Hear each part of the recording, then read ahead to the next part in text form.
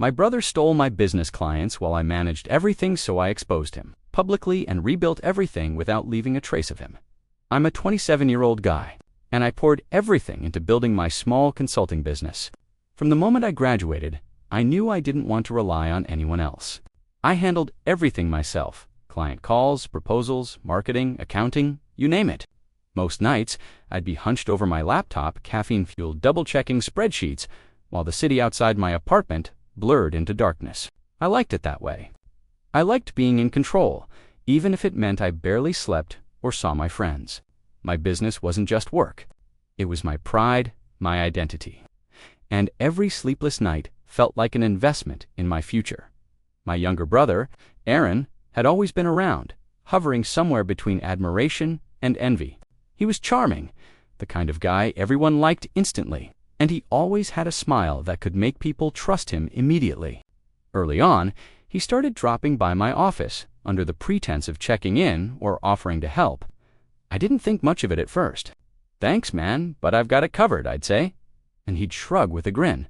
"Just thought I could lend a hand." His compliments were constant, almost intoxicating. "You've really built something amazing," he'd say, clapping me on the back, his voice full of pride. I wanted to believe him. The business started picking up faster than I expected. Landing our first major client felt surreal. I remember the phone call. Hearing the excitement in their voice as they confirmed the contract, I spent the next 2 weeks glued to my laptop, sketching strategies, tweaking proposals, and making sure every detail was perfect. Nights blended into mornings. The smell of burnt coffee and my tiny office light flickering over spreadsheets became normal. Aaron would peek in sometimes, watch me furiously typing, and say things like, "If you ever need someone to handle calls or emails, just let me know." I nodded, half smiling, dismissing it. It was just brotherly concern, right? Harmless. Little did I know, those tiny offers of help were planting seeds I would regret later. By the end of the first month, the office buzzed with life. Emails pinged constantly, and I felt unstoppable. Aaron's words lingered in my mind, a small whisper of convenience I hadn't questioned yet.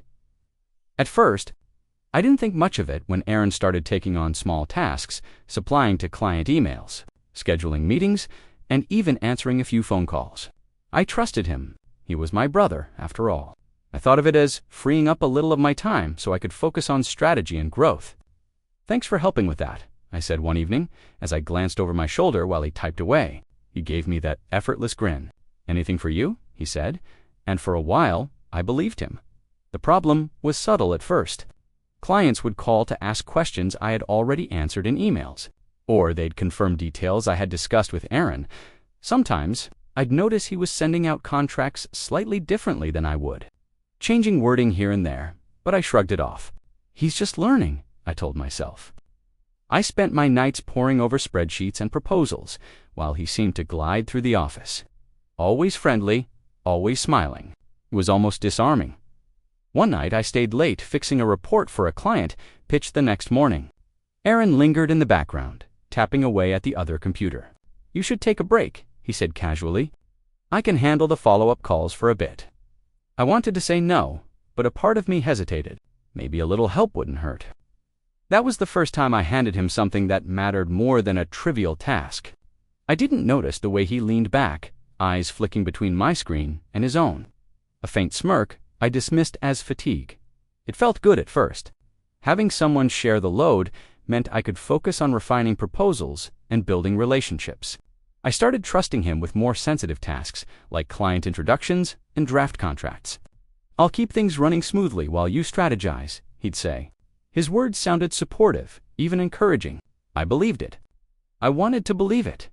But the little inconsistencies were piling up, unnoticed in my exhaustion. Something in the back of my mind whispered unease, but I was too consumed by ambition and pride to listen. By the end of the week, the office felt lighter, the work more manageable, and I thought, maybe this was what success finally felt like. Yet, in that quiet hum of productivity, Aaron's presence lingered like a shadow I didn't yet see. I started noticing little things that didn't sit right, though I tried to ignore them. A client would call, asking about a proposal I was sure I had sent personally, or they'd mention details Aaron had supposedly handled differently. At first, I chalked it up to miscommunication. I must have missed something, I muttered to myself, staring at the glowing screen in my cramped office. The hum of the air conditioner and the faint scent of burnt coffee filled the silence as I scrolled through emails again, checking every word, but the unease lingered. Like a cold draft creeping under the door, Aaron remained charmingly oblivious, or at least he acted that way. "You're overthinking it," he said casually one evening, leaning against the doorway with his hands in his pockets. "Clients just have questions. Don't let it get to you." His tone was light, easy, like a brother teasing me, but there was an edge I couldn't place. I nodded, forcing a smile, convincing myself that maybe he was right. Maybe I was too tense, too focused, too obsessed with perfection. Still, a knot in my stomach refused to loosen. The tension escalated when I discovered small discrepancies in invoices. Numbers didn't add up, payment dates were off, and some client notes were altered. I confronted Aaron gently at first. "Hey, did you change these?" "I'm a bit confused," he gave me a dismissive shrug. "Oh, just cleaned them up. You were stressed, thought I'd help." I wanted to believe him, but his smirk lingered in my mind long after he left the room. Something about his help felt less like assistance and more like manipulation. I began checking everything myself: calls, emails, spreadsheets, while Aaron sat nearby, watching, offering tips or advice. He was always there, always helpful, always smiling. But each time I looked at him, I couldn't shake the feeling that he was watching me just as closely. I started losing sleep, rereading client messages, triple-checking reports, and wondering if my brother was undermining me. The office that once felt like a sanctuary of ambition now felt suffocating. And I realized something terrifying: I might not be imagining this after all. By the end of that week, I knew something was wrong. Aaron's presence was no longer comforting. It was calculating, intrusive. I had a sinking feeling that the person I trusted most was slowly becoming the biggest threat to everything I'd built. And deep down, I feared I was already too late. The first time I truly saw it, the betrayal hit like a gut punch. I was reviewing our client roster late one night, fluorescent office lights humming overhead, when I noticed an email thread that made my stomach twist. One of my top clients, one I had personally courted and spent weeks building trust with, had received a proposal directly from Aaron under his name. My name wasn't anywhere on it. My hand shook as I scrolled through the chain, the quiet office suddenly feeling oppressive, almost hostile. I couldn't believe what I was seeing. I confronted him immediately, slamming the laptop closed. "Aaron, what is this? You sent this to my client." I tried to keep my voice steady, but it cracked under the weight of shock and anger. He looked up, eyes wide, feigning innocence. "Oh, that?" I thought I was helping. "You've been so stressed. I just wanted to lighten your load," he said, leaning back in the chair, smiling like it was nothing serious. The casual tone made my blood boil. I could feel my chest tighten, heat rising, like I'd been punched repeatedly. I tried reasoning with him. "Helping? Aaron, this is my client. You don't send proposals under your name. Do you understand what this means for the business?" The words barely left my mouth before he shrugged again. "Relax, it's fine. They liked my ideas too. You worry too much." His charm was infuriating. It was like a mask hiding the ambition underneath, and I realized with growing dread that this wasn't accidental. He had planned this.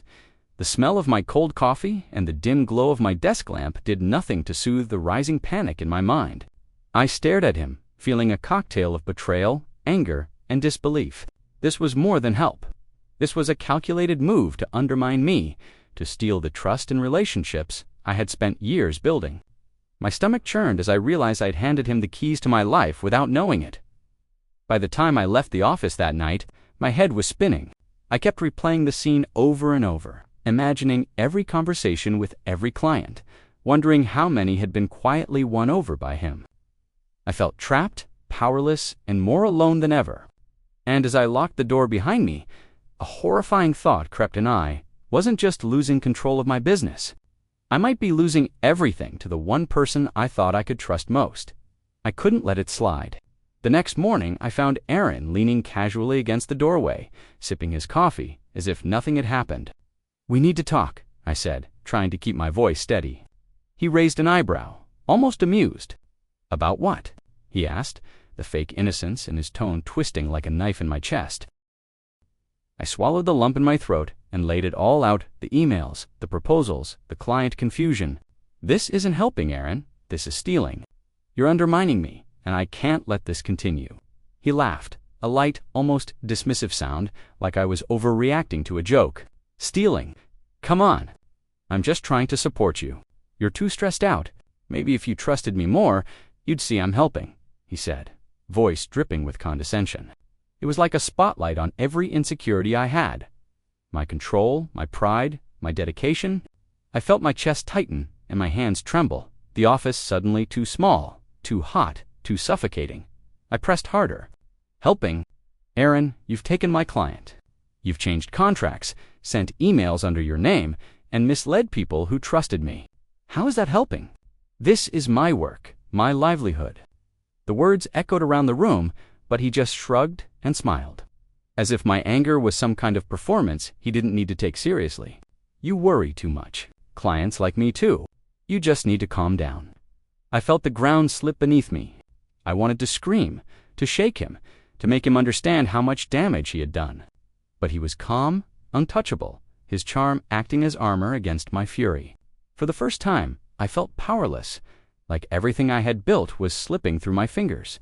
Even worse, the thought that maybe I had been blind to his ambition for months made my stomach turn by the time I left the office that day. I was mentally exhausted and emotionally raw. I couldn't eat, I couldn't sleep, and every notification on my phone sent a jolt of anxiety through me. The sinking realization hit. Aaron wasn't just a nuisance or an overstepping brother, he was actively dismantling everything I'd worked for, and I had no idea how far he would go next. It hit me like a freight train one evening while I was going through client communications. I stumbled upon a folder Aaron had left open on his laptop, a folder labeled with my business name, full of client contracts, proposals, and marketing strategies. My hands froze over the keyboard, the fluorescent office light making the papers glow like evidence of a crime. He wasn't just helping, he had been systematically copying everything I did, planning to take my entire business for himself. My stomach twisted, bile rising as I scrolled through document after document. Realizing he had been pitching to all my major clients behind my back, when I finally confronted him, I expected at least a flicker of guilt. Instead, he leaned back in the chair, arms crossed, and smiled that infuriating, effortless grin. "You're paranoid," he said. "I'm just showing initiative. Maybe if you weren't so controlling, you'd appreciate it." His words felt like venom, coated in honey. Rage surged through me, burning behind my eyes, but I forced myself to stay calm. If I lost my temper now, I'd hand him the victory he clearly wanted. The room felt smaller than ever. The hum of the air conditioner, the faint clatter of my keyboard, even the smell of stale coffee, all of it seemed suffocating. I realized the full scope of what I was facing. He hadn't made one mistake. Every misdirected email, every altered contract, every friendly helping hand had been a calculated move to undermine me. My entire business, everything I had poured my life into, was at risk. I felt a cold fury settle in my chest. This wasn't just betrayal, it was war. And if I wanted to survive, I needed a plan, not just to reclaim my clients, but to expose him completely, to make sure no one ever trusted him over me again. But the thought of confronting him publicly, risking family drama, and taking such a meticulous, strategic approach made my heart pound. Could I really do it? Could I stay calm long enough to strike back the right way? I left the office that night, staring at the empty city streets, the neon lights reflecting off the wet pavement, heart hammering. One thing was clear. Everything had changed. Aaron wasn't just my brother anymore. He was the enemy I never saw coming, and I had no idea how far he was willing to go. I spent the next few days in a haze, pacing my apartment, staring at spreadsheets, emails, and contracts like they held the answers. Every client interaction, every message Aaron had sent, I documented meticulously. I created a timeline of his lies, his alterations, and every instance where he had tried to steal credit for my work. The apartment smelled of burnt coffee and paper as I spread everything across my desk, the late-night city lights flickering through the blinds. I realized I couldn't confront him emotionally or impulsively. I needed a strategy, airtight and undeniable, something that would leave no room for manipulation or denial. Sending discreet clarifying emails to clients, asking for confirmations on recent proposals and agreements. Each response I received added fuel to my fire, proving Aaron's interference and the extent of his betrayal. I felt a strange mix of anger and satisfaction as the puzzle pieces fell into place. This wasn't just about reclaiming my business. It was about protecting my reputation, my work, and my future. I needed to be smarter than him, more patient, and, above all, meticulous. Aaron, of course, acted oblivious. Everything under control. He asked casually one morning, leaning against my office doorway with that same smug smile. I forced a smile back, keeping my voice neutral. Yeah, just reviewing client updates. Inside, though, I was plotting every move, imagining the moment when all the evidence would hit him like a storm. I could almost see the shock on his face, the realization that he had underestimated me. I even started rehearsing conversations, anticipating the lies he might throw, the gaslighting he might attempt. I reminded myself to stay calm, to let the facts speak for themselves. My apartment felt like a war room, maps of emails, contracts, and screenshots scattered everywhere. The weight of betrayal pressed down on me, but instead of breaking, it sharpened me. I had been blindsided once, but not again. By the end of that week, I had a plan so precise, it scared me a little. Aaron had no idea how close I was to exposing everything. The thought made my pulse quicken. One wrong move, and he could catch on, but if I played it right, I could not only reclaim my clients, but dismantle his credibility completely. And in that quiet, tense moment, I knew nothing would ever be the same again. The day finally came. I walked into the office, laptop in hand, feeling a strange mixture of dread and anticipation. Every client email, every altered contract, every sly move Aaron had made was compiled into a single airtight dossier. I had rehearsed my presentation, anticipating his lies, his excuses, his charm. But this time, I wasn't giving him the chance to twist the narrative. I was calm, collected, and ready to let the truth speak for itself. I called in our top clients first, sending them a brief, professional message requesting a quick meeting. As they logged into the video call, Aaron leaned casually against the doorway, a smug smile on his face, clearly expecting praise, or at least no confrontation. I took a deep breath. "I want to show you something," I began, sharing my screen and walking them through every interaction he had attempted to hijack. Email threads, proposals, contractual laid bare. The silence on the call was almost deafening, broken only by the occasional, stunned eye. I didn't realize. From a client, Aaron's face went pale. I could see the realization dawning, the carefully constructed facade crumbling in real time. It's just, he started, but I didn't let him finish. I kept my voice firm, professional. These are the facts, and I wanted you to see them firsthand. Your trust is with me, and I will always prioritize transparency.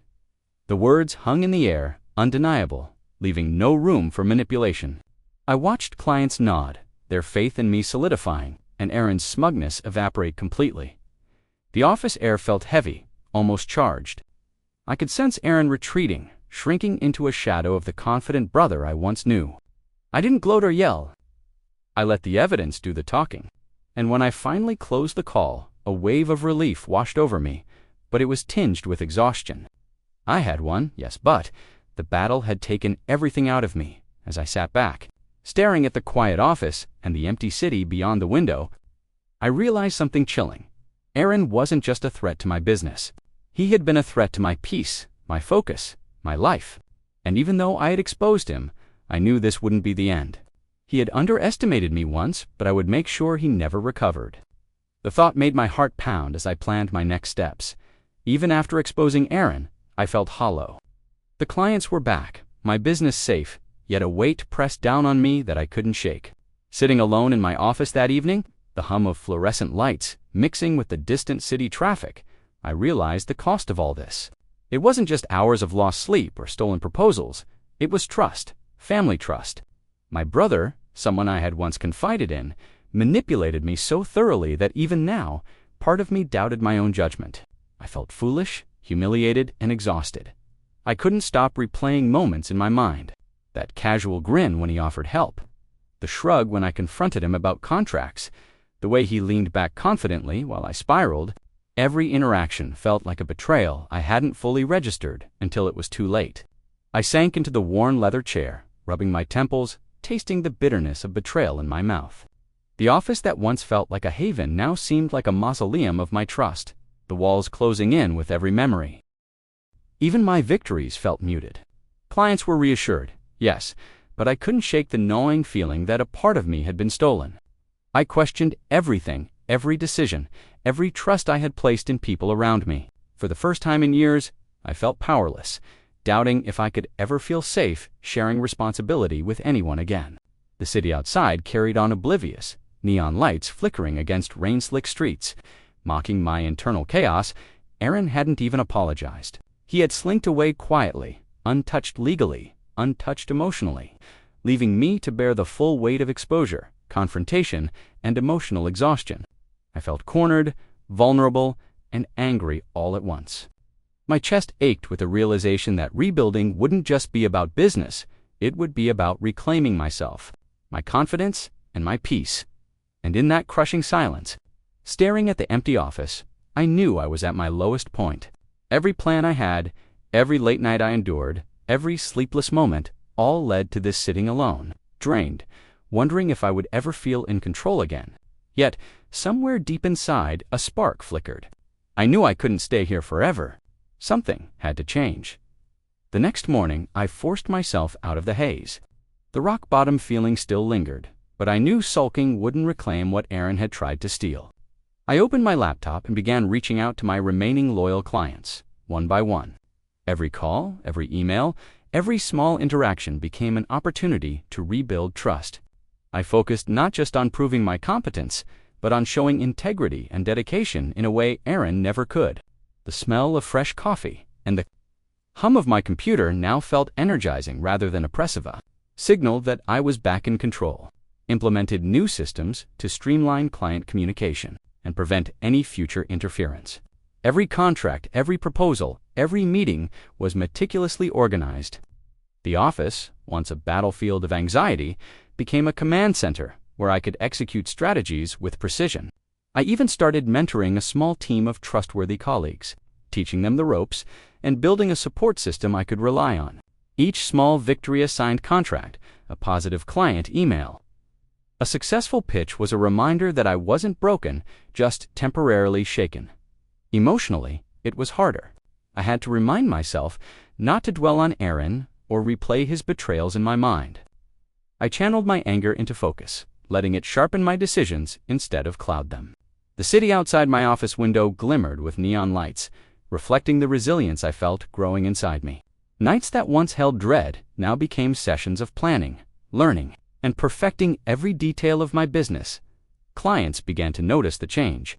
Calls returned with gratitude, emails with encouragement, and slowly, my reputation began to shine brighter than before.